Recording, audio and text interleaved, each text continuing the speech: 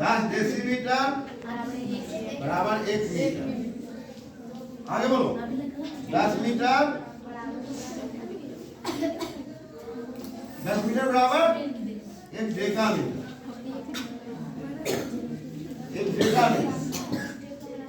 फिर बोलो मेरे साथ 10 मिलीमीटर बराबर 1 सेंटीमीटर। 10 सेंटीमीटर बराबर 1 डेसीमीटर। 10 डेसीमीटर बराबर 1 मीटर। 10 मीटर बराबर 1 डेकामीटर।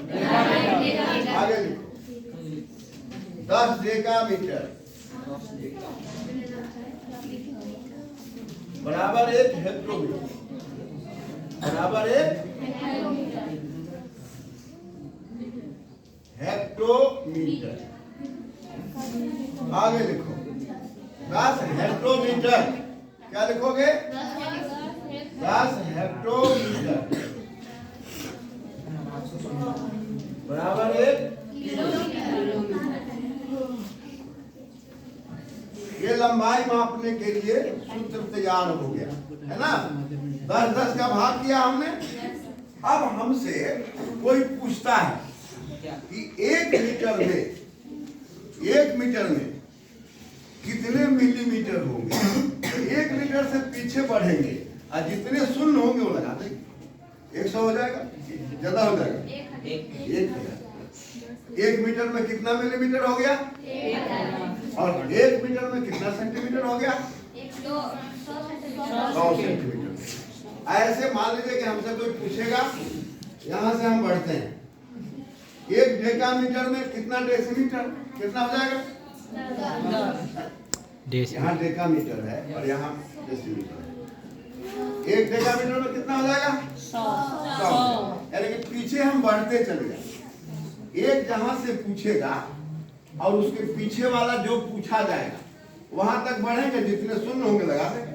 जैसे हम आपसे पूछ रहे हैं 1 डेकामीटर में कितने डेसीमीटर। डेकामीटर आप लोग लिखे हो कापी में? इस कापी को जो लिखे हो इसमें लिखे हो 10 मिलीमीटर बराबर 1 सेंटीमीटर।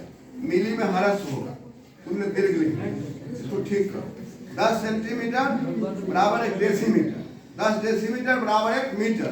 10 मीटर बराबर 1 डेकामीटर। 10 डेकामीटर बराबर 1 हेक्टोमीटर। 10 हेक्टोमीटर बराबर 1 किलोमीटर। अब 1 किलोमीटर में कितना मीटर? तो उतने सुन देख लो, कितना सुन होगा? 1 किलोमीटर कितना होगा? 1 किलोमीटर से मीटर तक जाओ 1000।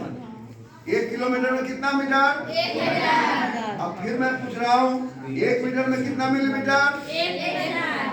फिर मैं पूछ रहा हूँ 1 मीटर में कितना सेंटीमीटर? 100। फिर मैं पूछ रहा हूँ 1 हेक्टोमीटर में कितना मीटर?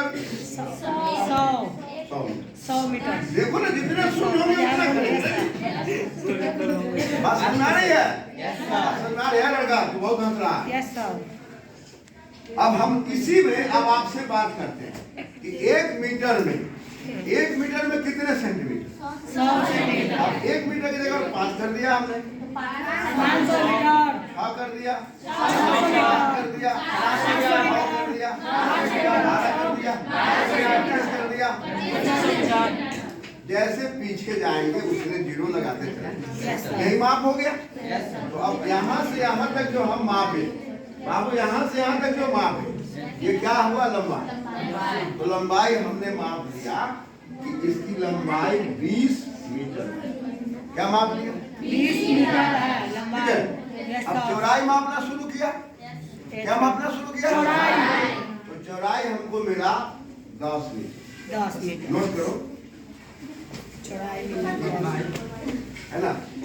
किसी कमरे की लंबाई मैं मापना शुरू किया तो लंबाई हमको मिल गया 20 मीटर और चौड़ाई मापना शुरू किया तो हमको मिल गया कितना? 10 मीटर। तो लंबाई और चौड़ाई को यदि हम गुना कर देंगे, लंबाई और चौड़ाई को तो कितना हुआ? एक है 20 और एक है 10। तो अब देखो यही मात्रा समझना है। सुनो, यहाँ 2 हो गया तो अब क्षेत्रफल हो गया, इसका मात्रक हो जाएगा वर्ग में। क्या हो जाएगा? तो अब वर्ग में क्यों हो गया? इसलिए कि वो क्षेत्रफल हो गया। तो लंबाई और चौड़ाई से उत्पन्न हुआ। कैसे हुआ ये? लंबाई और चौड़ाई से उत्पन्न हुआ। तो लंबाई और चौड़ाई से उत्पन्न क्या हुआ? क्षेत्रफल। तो वो व्युत्पन्न हो गया। क्या हो गया? व्युत्पन्न हो गया। बात समझ रहे हो? तो विज्ञान पढ़ने का सूत्र है एक, स्थूल से सूक्ष्म की ओर। हमने स्थूल पदार्थों को देखा, स्थूल में लंबाई देख लिया हमने, चौड़ाई देख लिया, अब सूक्ष्म में क्षेत्रफल मिल गया। लंबाई गुना चौड़ाई, तो क्या बन गया? एक सूत्र बन गया कि हम किसी कमरे को माप रहे हैं, उसमें लंबाई और चौड़ाई है, और लंबाई और चौड़ाई को जब गुणा कर रहे हैं तो जो जितनी जगह घेर रहा है उसको हम क्षेत्रफल है ना।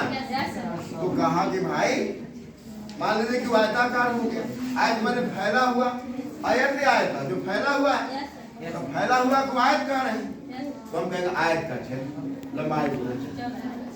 कमरे का क्षेत्रफल निकालना था, लंबाई गुना, तो वो उत्पन्न हुआ लंबाई और चौड़ाई से। अमूल में क्या हुआ? लंबाई और चौड़ाई। इसलिए मात्रक दो प्रकार के